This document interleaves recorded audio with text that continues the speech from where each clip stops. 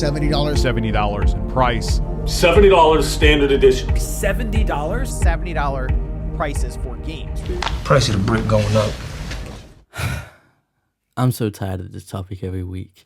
Week in, week out, every time it comes up. Last week, I'm like, yo, let me check the timeline. I see Paris bullheaded ass on there talking about it again. I'm like, why this nigga gotta bring it up, bro? And then, now with this remake whole situation, it's back up again. But it's been around for the past couple of weeks. I don't know why people can't accept 70 as the standard price. It's been 2 years now. It's time to get over it. Everything is going up, and I planned on making this video before The Last of Us Part 1 leaked. And I was the one saying it was worth the 70 before I saw it because of how it was marketed. It seemed like it was going to be Part 2 mechanics and Part 1. It's not what it is. It's not what it is at all by the looks of it. It looks spooky. I got the platinum in both games. This is probably a skip. But, so no, I don't think it's worth 70 basically. But the thing is, there have always been games that have not been worth full price, like, since the beginning. There were plenty of games on PS4 and PS3 that weren't worth 60. So, and not to mention, I don't think I've paid 70. Maybe once. I might have paid 70 for Demon's Souls. But other than that, I've bought basically you know me, I be on the newest and latest games all the time. I don't think I've paid full price still. Like, I remember buying Ratchet and Clank Resident Evil 8 from Tesco, both for like 55. So it's not even like, if you buy digital, then yeah, you're going to be paying that 70 every single time. But it's like, you can still get it for less than 70 at launch. Like, it's not that serious. But there are some valid arguments that people say. This is one that I had, but it doesn't change anything really. But the argument was that price of development has gone up, but also the amount of players have gone up. So more people buying games means more money. Like, there's more money in the industry, so it kind of offsets things. But it's like, okay, but still, like, I went to the Chinese spot with a cool £10 note, cash only. They only take cash, right? I'm like, yo, normally comes to £9.40. I got 10 on me. Even if they increase it by 50p or something, I'm still straight. But I go in there.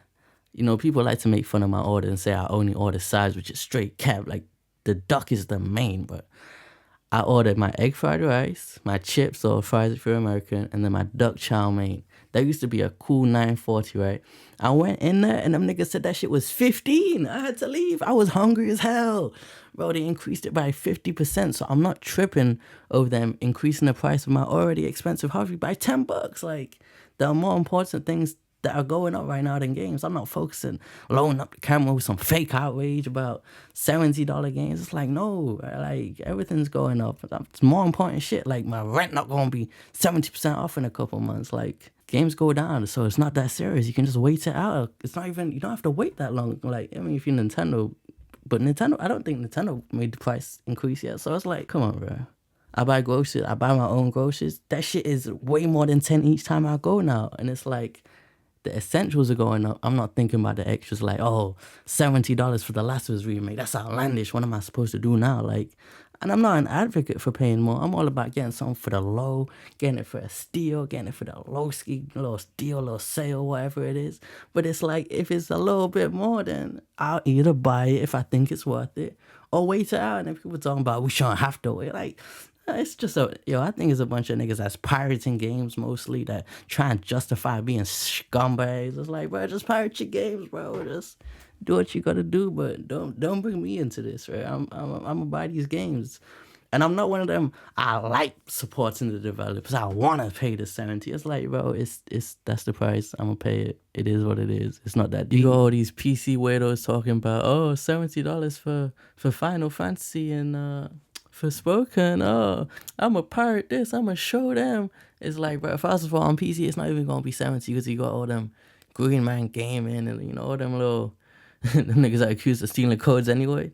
But you got all those websites there. It's like, you don't even gotta pay full price there either. It's like, niggas just trying to get a little excuse and justify them stealing games, bro. Like, just own up to it. Just steal your games. Like, niggas just can't be up front with it. Like, hey, nigga, you broke. Or, you know, even if you broke, maybe you're just not trying to pay for shit, bro. Like, trying to save a couple dollars, bro. Like, it's all it is. But it's all just a part of another one of those conversations niggas love to recycle. Like, the Game Pass conversations and games coming to PC conversations, and there's just a whole bunch of conversations people love to recycle for like interactions and views and likes and retweets and bait people out. It's like, this shit's so lame, bro. Like, think of something new to say, bro. Like, and the same people making the same videos, everyone copying each other.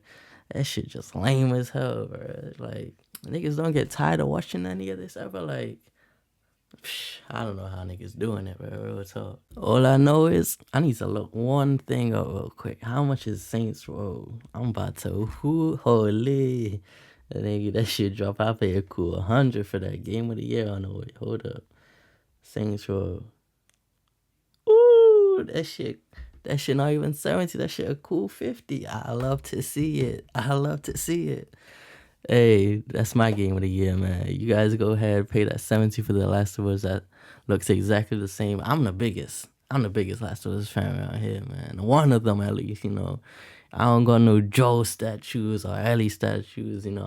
I'm not no weirdo collecting collectibles, you know, hoarder type shit. But hey, I was hyped for it too, because I really did think they were gonna shake it up and bring The Last of Us 2 gameplay to The Last of Us 1. You know, not one for one, because I saw people, bro, it was the worst excuse. Yo, Joe pushing like 50, bro. He can't go pro. And I'm like, shut up, bro. They can make little tweaks. Maybe his dive is a little slower or something like that. But it's people are like, oh, you can't just put dodging and prone into the game and expect it to play the same. I'm like, no, you're supposed to redesign the levels a little bit, make them a little bit bigger. Supposed to, you know, improve the AI, just port the AI from The Last of Us 2 over, you know, change a few things up. Like it's a remake, not remaster. Like you're supposed to have a little freedom, a little liberty to like make things change a little bit. Like it's a 9-year-old game. You can add the features from the game that just dropped a couple years ago. Like, because it plays a lot smooth. The Last of Us 2 plays a lot smoother. I'm not one of the people that was like, yo, The Last of Us 1 sucks. It doesn't control well, this and that. But it's like, it didn't. But then the second version of it dropped, and it plays better. So, you know, I'm trying to get them new features. I'm not trying to go back in time and play worse controls and worse mechanics. Like, give me that new shit that's in the game I just played. So, this gonna be a skip most likely. You know, it might be a little loophole type situation. My girl might get it for me, who knows. But I'm not even hyped for Factions 2 no more after this. I'm like, yo, these niggas keep lining it up over there. Like, holy. But hey, man, that's the video. I'm gonna head out, man. I'm gonna go buy a game for full price. I'm gonna see you. Bye.